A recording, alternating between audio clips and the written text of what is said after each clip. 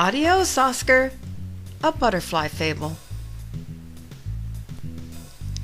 There was a house. In the window of this house there was a flower in a pot. On a leaf of this flower there was a little caterpillar, and if you'd asked this caterpillar his name, he would have said, "My name is Oscar." That's just what he said when a butterfly blew in from the sky, landed on his flower, and asked him his name. "Pleased to meet you, Oscar," said the butterfly.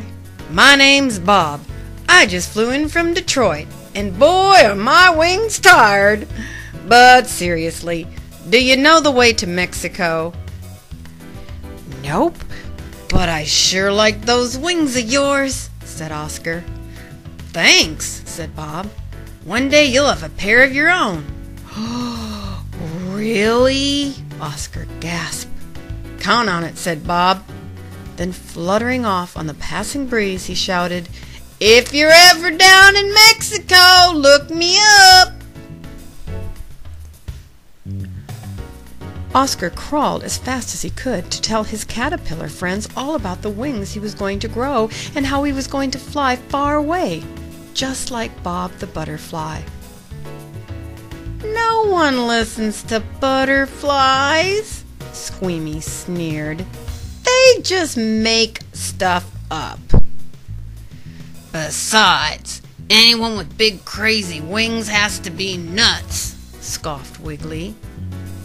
"And anyone who believes them is nuttier," Nibbles laughed. "Look at us," sang the three caterpillars. "We're Oscar, the flying, amazing flying nut." "You're starting to bug me," Oscar growled. "That's because we're bugs." They laughed. "That's what we do." Then they saw Ladybug, and off they went to prove their point by bugging her about the spots on her back.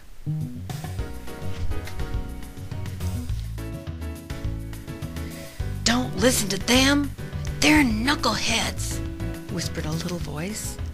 It was Edna, the bookworm, peeking shyly from behind Oscar's flower pot. "But they might be right," said Oscar. "And they might be wrong," Edna suggested. "Want to find out?" Looking first this way and then that way, she silently motioned for Oscar to follow her. They crawled off the windowsill, then up a bookcase until they came to a very old book made of shiny brown leather and decorated with gold. "Can't judge a book by its cover," Edna said, opening a small door at the bottom of the book. It was the door to a library. As far as Oscar could see, there was nothing but bugs, books, and bookworms reading them. "Wow!" Oscar yelled. "Shh!" the bookworms replied. "Don't worry," Edna said. "They love to do that."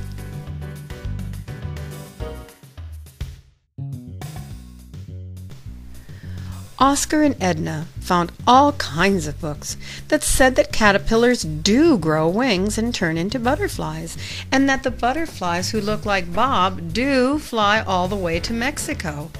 None of these books said Bob was nuts. They said he was right. Oscar also studied maps. Mexico was thousands of miles away, which is quite far for someone whose whole world had been a flower pot. It was a little scary, but the more Oscar found out about all the different places he'd see and the different bugs he'd meet, the more he wanted to go there. Oscar also found out that they speak Spanish in Mexico, so he figured he'd like to do that too.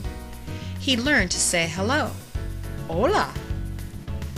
He learned to say goodbye, adios. He learned to introduce himself so everyone would know who was saying hello and goodbye. "Hola, mi nombre es Oscar." "But will they know me when I'm a butterfly?" Oscar asked. "Sure," Edna replied. "No matter what you are, you'll always be Oscar." Too soon the time came for Oscar to take that long caterpillar nap they'd read about. He'd sleep, and when he woke up, he'd have wings. "Before you go, let's learn one more thing," said Edna, and they learned how to say goodnight. Buenas noches. Oscar went to sleep and dreamed of distant blue mountains and of all the new friends he'd meet as they rode the wind out of Cleveland all the way to Mexico. He slept and he slept and he slept some more. Then one day Oscar woke up. As he yawned and wiggled out of his cocoon, he felt something else wiggle on his back. Wings! He had wings! But something wasn't right. He also had an appetite, a big one. And why was he craving socks? "Hey, Oscar!" Nibbles shouted from inside the closet. "Taste this designer sweater! It's yummy!" "Look at us!" yelled Wiggly. "We're flying around a light bulb for no reason!" "Whee!" cried Squirmy. Fighting the urge to head for the light bulb, Oscar flew to the mirror instead. "Oh no!" he cried. "Someone made a mistake! I'm not a butterfly! I'm a moth!" Now Oscar would never ride the wind. He would never see Mexico. For the rest of his life he'd fly around a light bulb or sit in a drawer eating old socks. Oscar tried to make the best of it. Even with nowhere to go, flying sure beat crawling, and socks actually tasted pretty good. But when Oscar said, "More socks, please," in Spanish, "Más medias, por favor," it made him sad. It just reminded him of the blue mountains he'd never see. He might have forgotten all about Mexico, but one bright night Oscar happened to land on his favorite flower, in the window. He hadn't come back there since he'd become a moth, and looking around him, a tiny piece of paper caught his eye. There was writing on it. This is what it said. "Dear Oscar, amazing things can happen when a moth thinks like a butterfly. Write me from Mexico. Love, Edna."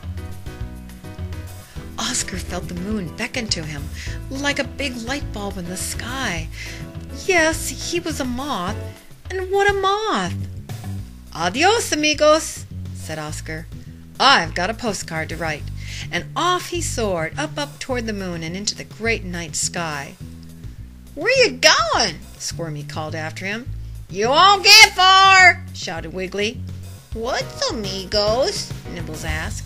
"Can you eat it?" The other moths figured that he'd be back as long as there was a porch light to fly around.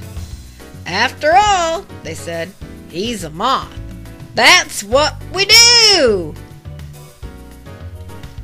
But that's not what Oscar did. Even with the porch light on, he never came back. However, there are blue mountains in Mexico. High in these mountains, there's a green field that is alive with countless butterflies. In the middle of this field, there is a flower. Sitting on this flower, you'll find a moth who's writing a postcard to a friend. If you ask this moth his name, he'll most likely say, "Mi nombre es Oscar." Dear Edna, I thought like a butterfly. Love, Oscar. P.S. Bob says hi. Edna's Guide for the Educated Bug. Think like a butterfly and talk like one too. Hello, hola. Goodbye, adios. My name is Oscar. Mi nombre es Oscar. Good night. Buenas noches. More socks, please. Más medias, por favor. Am I a butterfly? Soy una Maritpura?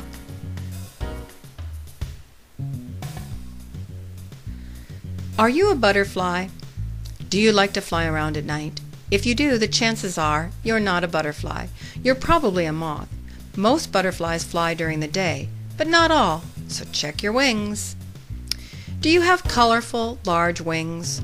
Moth wings aren't usually as colorful or as big, but sometimes they are, so you still might be a moth. Butterflies think beautiful wings are wasted in the dark. Moths don't care. Moths also tend to look a little fatter than butterflies. Moths don't care about that either. If you have beautiful black and orange wings and know how to fly to Mexico from wherever you are without a map, you're definitely a butterfly. And not just any butterfly, you're a monarch butterfly. And did you know other butterflies and moths migrate from one place to another, but only the monarch butterfly covers the huge distances from all over North America to arrive in Mexico, almost always around Halloween? In Mexico, Halloween is called the Day of the Dead. Monarch butterflies call it the Great Big Special Butterfly Day. They think it's a more cheerful name. Then again, they think every day is the Great Big Special Butterfly Day. If you don't, you're probably a moth. Grown-up moths don't actually eat socks and sweaters. They stop doing that when they get their wings. It's the babies, or larvae, as moths say when they're trying to show off, who eat clothing. The larvae of the tiny Tanid moth are usually the culprits.